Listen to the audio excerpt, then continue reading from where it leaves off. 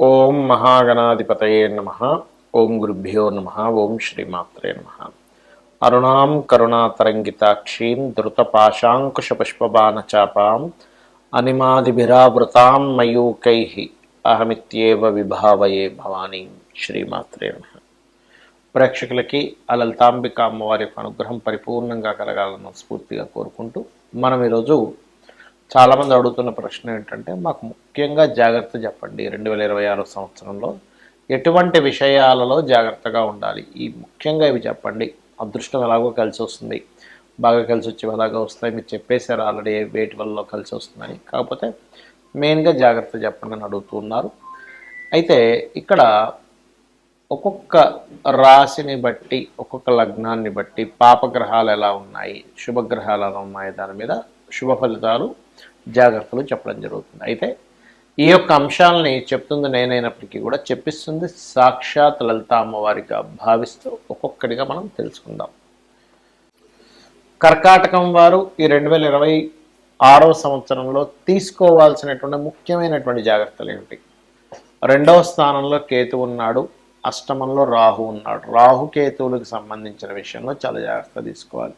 ఇక శని భాగ్యంలో ఉన్నాడు, దట్ ఈజ్ పెద్ద మ్యాటర్ ఏం కాదు అది.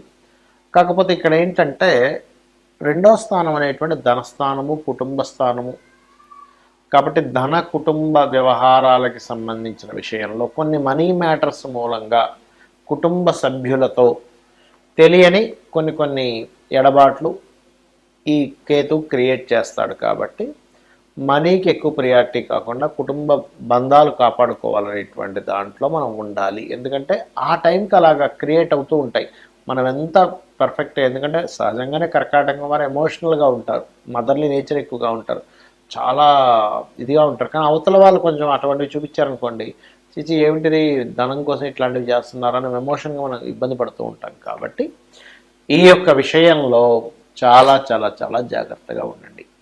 అలాగే మరి అష్టమరాహువు కదా, సో అష్టమరాహు ఉన్నప్పుడు అది కూడా జలరాశులు, అర్ధ జలరాశిలో ఉన్నాడు. కాబట్టి వాటర్ ప్లేసెస్కి వెళ్ళినప్పుడు పర్టికులర్గా శనివారాలు గుర్తుపెట్టుకోండి, లేదా రాహుకాల సమయంలో పొరపాటును కూడా మీరు వాటర్ ప్లేసెస్కి వెళ్ళకండి, అవాయిడ్ చేయండి వీలైనప్పుడు. తప్పదు అంటే కొంచెం జాగ్రత్తగా ఉండండి.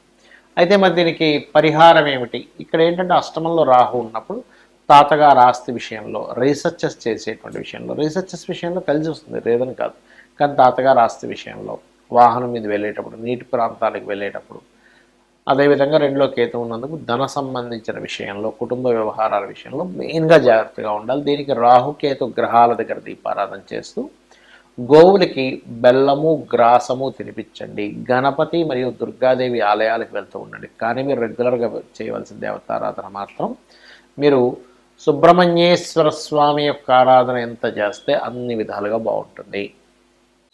అయితే చాలామంది మనకి నడుస్తున్న మహాదశ లేకపోతే మనకున్నటువంటి కొన్ని కాంబినేషన్స్ని బట్టి ఎటువంటి సమయంలో ఎటువంటి జాగ్రత్తలు తీసుకోవాలని కూడా అడుగుతూ ఉన్నారు. నేను ఒకటే చెప్తాను, మనకి జన్మజాతకం నుంచి లగ్నం నుంచి 12వ స్థానం వరకు 12 భావములు అంటారు వాటిని. అంటే ఒక్కొక్క భావమునకు ఒక్కొక్క విషయం ట్రిగర్ అవుతూ ఉంటుంది. అది నెగటివ్ ట్రిగర్ అవుతుందా, పాజిటివ్ ట్రిగర్ అవుతుందా అని ఎలా తెలుసుకోవాలి అంటే, ఫస్ట్ ఆఫ్ ఆల్ మనకి మహాదశ అంతర్దశ గుర్తుపెట్టుకోండి. ఈ మహాదశ అంతర్దశ ఏదైతే ఉందో ఇది శుభగ్రహాలైతే కొంచెం శుభంగా ఉంటుంది, పాపగ్రహాలు అయితే కొంచెం తీవ్రంగా ఉంటుంది. పాపగ్రహాలు అంటే ఏమిటి? రాహువు, కుజుడు, శని, కేతువు, నీచబడినటువంటి రవి, నీచబడినటువంటి ఏ గ్రహమైనా.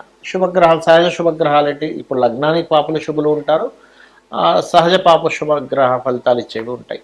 సహజంగా ఉండేటువంటి శుభగ్రహాలు అంటే శుక్రుడు, గురువు, బుధుడు, చంద్రుడు, వీళ్ళందరూ సహజంగా శుభగ్రహాలు. అయితే ఇక్కడ ఏంటంటే మీరు న్యాచురల్గా అంటే ఆధిపత్య పాపి, సహజ పాపులు ఇద్దరు ఉంటారు. ఆధిపత్య పాపి అక్కడ శుభగ్రహమైన పాప ఫలితం ఇస్తుంది. ఇక్కడ ఏంటంటే మీరు జన్మజాతకంలో మీ మహాదశ అంతర్దశల్లో అసలు మీకు కలిగేటువంటి ఫలితం ఏంటో తెలుసుకోండి. ఒకవేళ అవి ఏమీ నాకు తెలియవండి కానీ సంథింగ్ బ్యాడ్ నడుస్తుంది అన్నప్పుడు మీకు ఏ దశ అయితే నడుస్తుందో ఆ దశానాథుడు ఎవరితో కలిసి ఉన్నాడో, లేదా ఏ అంతర్దశ లేదా భుక్తి అంటాం, ఏ భుక్తినాథుడు ఏ గ్రహంతో కలిసి ఉన్నాడో వాళ్ళకి దానం ఇవ్వండి, చాలు, మీరు సింపుల్గా బయటపడతారు. అలాగే మనకి నడుస్తున్న మహాదశను బట్టి ఇంట్లో ఉండే వాస్తు పరిస్థితులు కూడా ఒక్కోసారి ప్రభావం చూపిస్తుంటుంది. ఎలా అంటే ఇప్పుడు ఉదాహరణకి గురు మహాదశ కానీ కేతు మహాదశ కానీ నడుస్తుంది అనుకోండి. ఈశాన్యంలో ఇంట్లో ఈశాన్యంలో ఉండేటువంటి పెట్టే వస్తువుల వల్ల కూడా దాని ఫలితం పెరుగుతూ ఉంటుంది. అది శుభమైనా బ్యాడ్ అయినా కానీ. అలాగే నీకు రవి మహాదశ నడుస్తుంది, తూర్పు భాగంలో ఉండేటువంటి వస్తువులు. శుక్ర మహాదశ నడుస్తుంది, ఆగ్నేయంలో ఉండేటువంటివి. కుజ మహాదశ నడుస్తుంది, దక్షిణంలో ఏమైనా దోషం చేశామా. రాహు మహాదశ నడుస్తుంది, నైరుతిలో ఏదైనా దోషం ఉందా ఇంట్లో. లేదా శని మహాదశ నడుస్తుంది, పడమర. చంద్రమహాదశ నడుస్తుంది, వాయువ్యం అంటే నార్త్ వెస్ట్లో ఏదైనా మనం పెట్టకూడని ఏమైనా వస్తువులు పెట్టి అక్కడ ఆపరేట్ చేస్తున్నామా. అదేవిధంగా బుధ మహాదశ నడుస్తుంది అనుకో ఉత్తరం. ఇవి ఒక ఎత్తు అయితే, మీకు మీ జన్మజాతకంలో పాపగ్రహాలు లగ్నం ఏ భావం మీదకి గోచారంలో వచ్చాయో ఆ సమయంలో కూడా జాగ్రత్తగా ఉండాలి. అంటే లగ్నంలోకి ఎక్కువగా వచ్చాయి, అప్పుడు జీవుడు స్ట్రెస్కి ఎక్కువ గురవుతుంటాడు. అప్పుడు ఏ గ్రహాలైతే ఏ భావంలోకి వచ్చాయి దానికి దానం ఇవ్వాలి. ధనస్థానంలోకి వచ్చాయి, ధన విషయంలో జాగ్రత్తగా ఉండండి. 3వ స్థానంలోకి వచ్చాయి, కమ్యూనికేషన్స్ విషయంలో జాగ్రత్తగా ఉండండి. 4లోకి వచ్చాయి, ఏదైనా ప్రాపర్టీ తీసుకునేటప్పుడు విద్యా విషయాల్లో లేదా తల్లిగారి ఆరోగ్య విషయంలో. 5మంలోకి వచ్చాయి, సంతానం విషయంలో. 6వ స్థానంలోకి వచ్చాయి, రుణరోగ శత్రువులు, అనవసరమైన శత్రుత్వాలు పెరుగుతూ ఉంటాయి. 7మ స్థానంలోకి వచ్చాయి, అప్పుడు వివాహం విషయంలో చాలా జాగ్రత్తగా తీసుకోవాలి. 8మంలోకి వచ్చాయి పాపగ్రహాలు, యాక్సిడెంట్స్ అవ్వడం, తాతగారి ఆస్తికి సంబంధించిన విషయంలో కొన్ని తప్పుడు నిర్ణయాలు తీసుకోవడం జరుగుతూ ఉంటుంది.